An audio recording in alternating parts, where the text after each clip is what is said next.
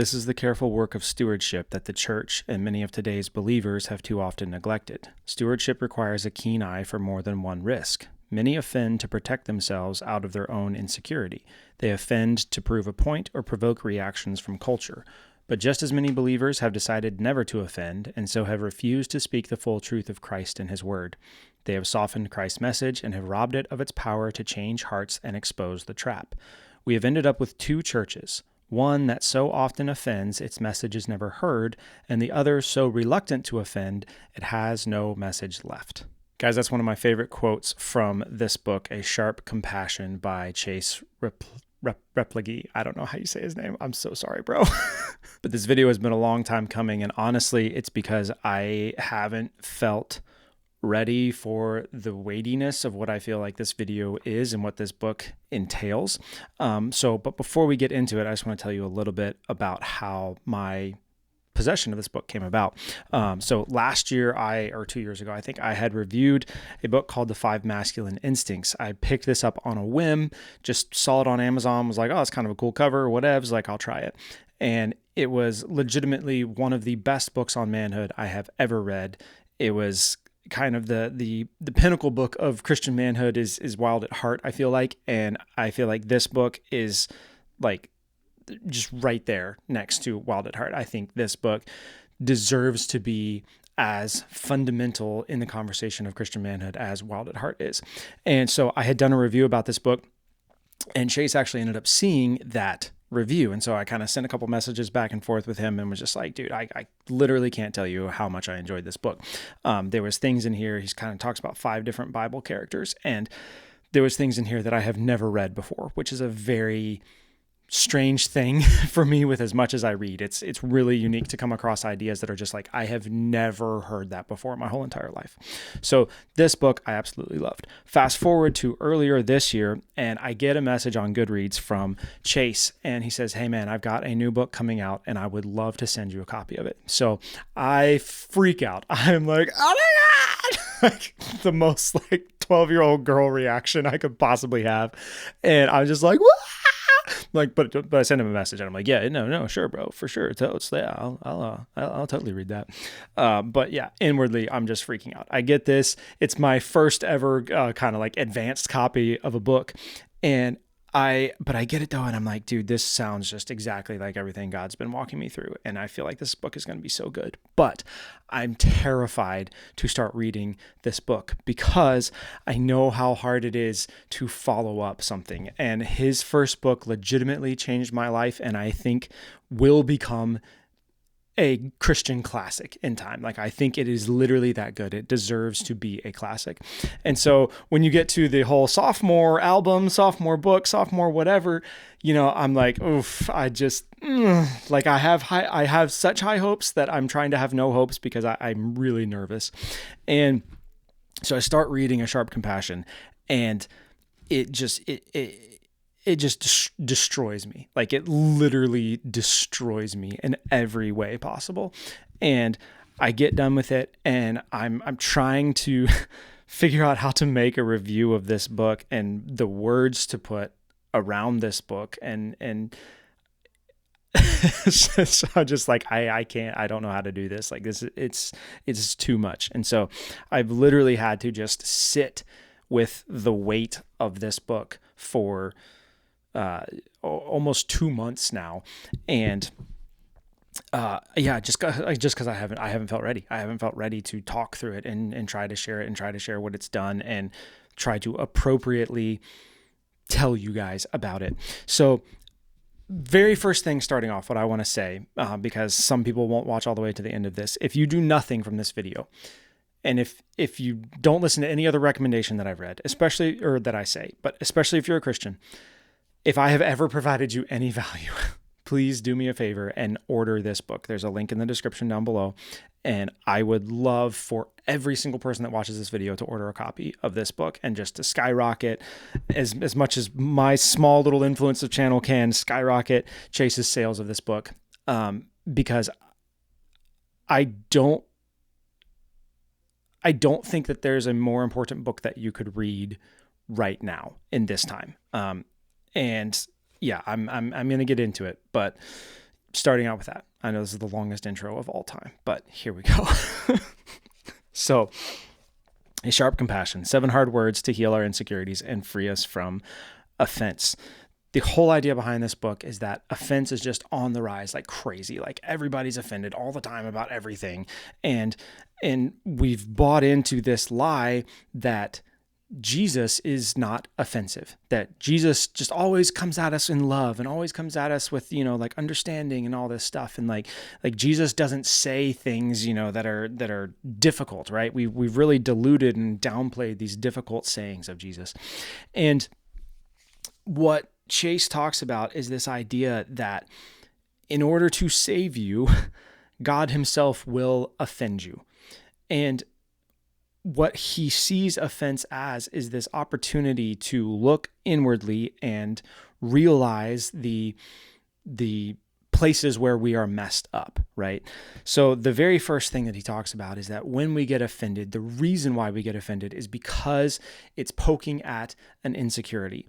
And this idea alone, like this whole thing goes on, for 7 more chapters or 8 more chapters about the things that all connect together and whatever. And just that idea alone has wrecked me so much and is worth the price of admission. If you get nothing else from this video, if you don't even finish watching this video, just that idea of every time you get offended, ask yourself, what insecurity is this poking at?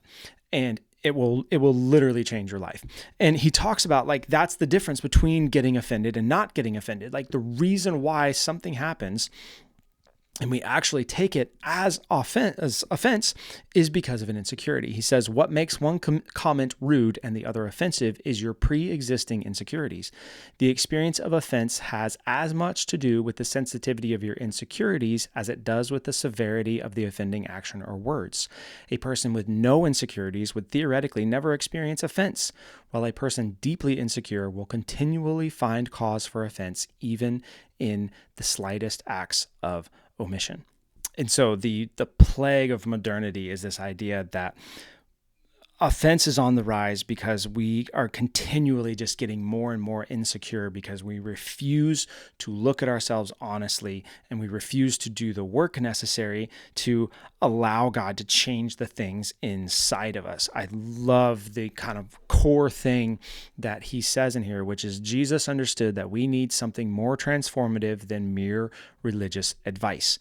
Our condition of brokenness can't be solved with a better instruction manual. We're too blind even to take good advice. We distort everything by our self-absorbed squinting. We're oblivious to most of the desires motivating our behavior and worship. We don't recognize what we really need. Like Peter, we are quick to speak, quick to assume, and ignorant to schemes of Satan stirring within even our best intentions. That just like freaking A, man. Come on. So the whole idea of this book is that Jesus will say things. He says things in the Bible and he will say things directly to you that will offend you. And what you do with that offense is going to determine how your relationship with Jesus progresses and how your life turns out, really. Because what's trying to happen in all of these situations when Jesus comes and he says these things or he does these things that we take as offensive, when we just brush it to the side and we're like, nah, whatevs. Or when we're just like, we recognize it, but we just stuff it. We're like, not dealing with that. It hampers the ability for God to work in our life and for God to heal us. And eventually we hit this plateau where we can't grow anymore and we can't walk in power in the Spirit, and we can't offer that same offense out of love to other people. Right. And so I love one of the things that he said in here is seeing it in the story and recognizing it in your heart are quite different. I just saw that quote on my list here. And the stories that he talks about in here are the stories that are really, we kind of just gloss over them in scripture, but they are like really, really big deals if you think about them. And the more you think about them, the more kind of confusing they get at first, right? So you've got the story of when Jesus told Peter to get behind me, Satan. And then you have the story where he told the rich young ruler, why do you call me good? Right? Where the ruler came and is like, good teacher. And he's like, why do you call me good? And then you have the part where Jesus is talking to the Pharisees and he says, he calls them you hypocrites, and talks about them being clean on the outside, but not on the inside, and their obsession with the law and stuff. And then next up, we've got the story of the woman at the well, where she says, how is it that you, a Jew, ask a drink from me, a woman of Samaria? When Jesus is talking, one, with a woman, and then two, with the Samaritan woman, who he just should not have been, right?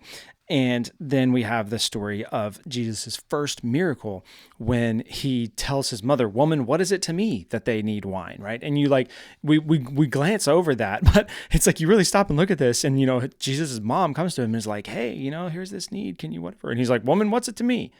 And you're like, oh, I mean, that kind of sounds like he's being a jerk, but I mean, he's Jesus, so probably not, but also I don't know, right? And then the next one that we had is one that has just been in my mind throughout my whole life, which is when the woman comes to him. And he talks about tossing the scraps to the dogs, right? He said, it's not right to take the children's bread and throw it to the dogs. And the woman said, yes, Lord, even the dogs eat the crumbs that fall from their master's table, right? That whole story, like, what is that story? How are you supposed to do something with that story? Like, it seems so not like this pretty, loving, kind, whatever Jesus, like he literally just called this woman a dog. Like, what are you supposed to do with that, right? And then later on, the next chapter, he talks about when he told the disciples, you will be offended by me, and talking about John the Baptist, and blessed is he who is not offended by me, right? So the book is based around these kind of 7 core stories in there, and examining these things that Jesus said that really, if you don't go with your default of just like, oh, whatever, he must not have meant it. It's like, you really have to sit down and deal with, like, these things are offensive sayings. Like, these are like mean and rude and like, what the heck, right? And what Chase talks about is, he says, how much of Christian ministry has now become a priesthood of affirmation and a God who only says smooth things. We demand a God who will give us what we want, and what we want is our own affirmation. And dude, that just like, oh my gosh, it's just everything about this book, you guys. So this idea, this modern idea that we have that, again, that Jesus only says nice things, that Jesus only not only deals with us in loving ways, but only deals with us in ways that we perceive as loving, right? That's the deception. Like, that's the lie that we're all believing, is that like, oh, if I'm hearing from Jesus, it will feel like love, or it will sound like love, or whatever. And there's just all these examples that he's like, no, it won't, because at the end of the day, Jesus cares more about deeply, truly healing you and revealing the parts that are broken so that you can let him come in and repair those. And he will use whatever means necessary to get to those things, including saying things that give you the opportunity to be massively offended at him, right? He says that so many times, like, God himself will risk offending you in order to save you. Another great quote that he had kind of about the whole affirmation thing was, he said, we imagine that for someone to encounter Christ, they had to first like the church. They have to enjoy being with us before they can imagine enjoying being with Christ. We made the church and Jesus so relevant, it lost its ability to say anything contradictory to the world. Afraid of offending, we drained the gospel of its power to confront. We want a priesthood of affirmation, a message of self-improvement, and a God of encouragement. And that is just not what we get in the actual Jesus. Like, the actual real Jesus is not this guy who's coming along just telling us like, oh, everything is fine. He's coming along, and everything that he does and everything that he's doing is to reveal this incredibly deep brokenness inside of us so that we will finally admit it and turn it over to him and just let him heal it, because we can't heal it on our own. So, like, we cannot fix it on our own, right? But in our modern culture, what we have is this incredible focus on everyone other than us, right? Chase says our expertise in what is wrong with the world is often a strategy for avoiding what is wrong with ourselves. And it's so true. We get so focused on everything wrong with everybody else, and we can list every single thing that's wrong in every other person in our life, and we have no idea what's wrong with ourselves. This lined up so perfectly with something that God has been teaching me recently in this idea of what I call the law of the log, right? And there's the story where Jesus gives the parable about if you're going to take the speck out of your brother's eye, remove the log out of your own eye first, right? So I just had this realization while I was thinking about this, which is this saying that says, if you cannot describe the log that was in your own eye, the most likely explanation is that it's still in there. Okay? And the point that that's trying to get to is what Chase comes to at the end of the book, where his final chapter is, should we too offend? Like, are we able to use this tool of offense in order to give someone the opportunity to recognize the brokenness inside of them and offer it up to God to heal it, right? And what he says is that the last person prepared to wield the offense of Christ is the person who has not faced it themselves. He who wields Christ's sword must first be cut by it before he is ready to raise it to another. And what he talks about earlier in that chapter is that you know that you have been cut by Christ's sword of offense when you can truly describe what it was that he revealed in that, right? So the best indicator of that is a deep understanding of what he says in that last chapter, which is, this is what our hearts naturally produce. We crucify God, right? And the person who has been truly and deeply cut by the offense of Christ recognizes that at the deepest level. It's like, oh, my human heart, before I have, like, the default condition of my human state, before I am raised again, before I am made new with a new spirit by Christ, my default position is to crucify God. And if I was back there with all the Israelites at the same time, I would have done the exact same thing as everyone else. And this is an idea that Jordan Peterson talks a lot about in his book Maps of Meaning. And it's this idea that it comes from a quote from Solzhenitsyn from the Gulag Archipelago. And it's this idea that the line between good and evil runs right through the middle of every human heart. And until you recognize that there but for the grace of God go I, you are still at a place where you are unable to properly lead people into healing on your own. And that's the whole point when he gets down to this last chapter of the book, is this idea that you cannot properly wield offense against other people until you have let Christ wield it against you. And you'll know that you've done that when you have this very deep soul understanding of, there but for the grace of God go I. Like, I am the problem. And that's the whole point of this book. That's the whole thing that Christ is using offense to get you to realize, is I am the problem. Every time I think someone else is the problem, that's not actually the case. Like, it's actually me. I'm the problem all the time. And if I will just let you work inside of me, then you can start to renew and create that into a new creation, and you can heal those things that are constantly causing me all these problems. But until I realize that I am the problem, I'm constantly redirecting and constantly focusing out to the world and trying to blame everything on other people. And so I love this idea of like I say, going back to this law of the log thing, where if you can't describe the log that was in your own eye, the most likely explanation is because it's still in there. And what I have seen is that so the people who have removed the log from their own eye, which is really they've allowed God to remove the log from their own eye, they are actually equipped to help remove the speck from their brother's eye, right? And the amazing thing that I found, which was so evident in this book, in Chase's work, is that the people who can truly describe, like if you ask them, like, what was the log in your eye? They're like, oh, bro, like, here you go. I'll tell you all about it, right?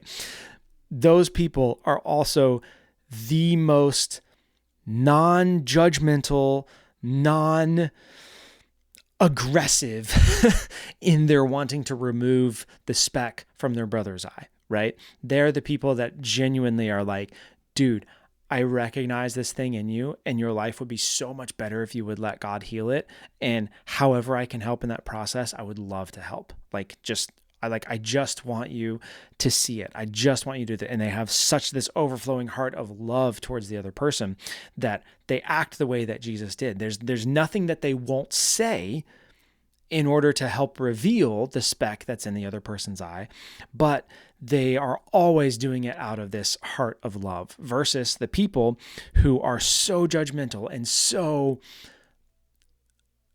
aggressive in their view of other Christians, especially, and in trying to correct their view of other Christians. If you ask them, like, what was the log in your own eye? They're like, what, huh? I mean, why does that matter? Like, I dealt with it. It's fine. Why does it matter? And it's like, well, because if you can't describe it, then it's probably still in there. So yeah, you guys, this book, I don't know how to impress upon you how important this book is. I genuinely would put this book in the same category as I would put a Mere Christianity, right? That's the kind of the first example that comes to mind of, like, there is not a person who I would not recommend this book to, and there is not a person who I would recommend it to who I would not expect to be radically transformed by reading it.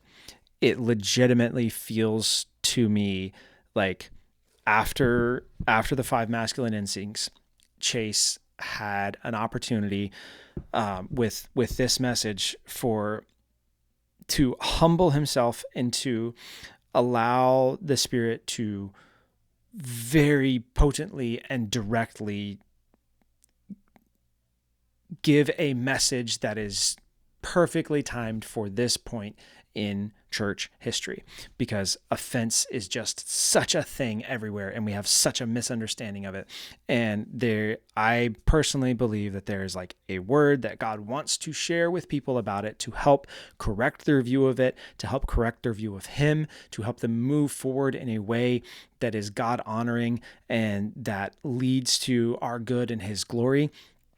And I feel like Chase had the opportunity to humble himself and just allow God to work through him in that way. And that is not an opportunity. I better way of saying it. That's an opportunity that a lot of people would squander. And the fact that I truly believe he did the best job that he could have humanly done in humbling himself and allowing God to bring this message forth through him is just beyond exciting. It's beyond admirable. It's just like, I absolutely cannot say enough good things about it. And yes, I'm partially biased because of just all of my emotional, like, I got a book for the first time. But truly, if I had bought this book, my review would have been no different. I just wouldn't have had a cool story to tell. So yeah, please buy this book. There's a link in the description. If you buy it from there, you support this channel, but I don't care whether you buy it from there or not. I legitimately, if there was a way for me to guarantee that I could get this book in the hands of every single Christian alive today, especially in the West, especially in our current cancel culture and all this stupid woke stuff and all this whatever that is getting better now. But if there's a way that I could get this into the hands of every person in the Western church to help correct their understanding of what offense is and to correct their view from trying to fix everyone else in the entire freaking world and instead turn their gaze internal and be like, God, what are you trying to work out in my life? My favorite quote from this whole entire book was, he said, "We are experts at recognizing everything that is wrong with our world. But how rarely do we find a reason to turn that same critical eye of investigation toward our own heart and inner lives?" And that's what this book will help you do. If you read it with an open heart, if you allow the Spirit to work in you when you're reading it, it will turn this critical eye that judges and that tries to fix everyone else in the entire world, and it will turn it back around on you, and it will allow you to hear Jesus's offensive words, allow them to cut away the things that are keeping you blind to what is actually still broken inside of you. It will reveal that brokenness, and then God will give you the opportunity to let him heal that. He will give you the opportunity to let him reveal what's true in your heart and to shape it into something different, to renew your desires, to renew your understanding, and to bring you to a place of being able to wield this same sharp compassion towards other people. And the final quote from it that I want to leave you with is actually a quote from C.S. Lewis, but Chase said, "We cannot change our behavior without new desires. As C.S. Lewis explained, I cannot, by direct moral effort, give myself new motives. After the first few steps in the Christian life, we realize that everything which really needs to be done in our souls can be done only by God." And I mean, C.S. Lewis. It's like between Chase and C.S. Lewis, I can't add anything. I can't add anything to that. So Chase, man, if you get a chance to watch this, thank you so much. I'm sorry that it took a while, but I hope I did right by this book. It has legitimately changed my life. I am beyond honored to have been able to have an advanced copy of it. And yeah, for the 17 billionth time in this video, please order this book. It will change your life. That's all I got. If you want to watch some more, check out this video. Peace.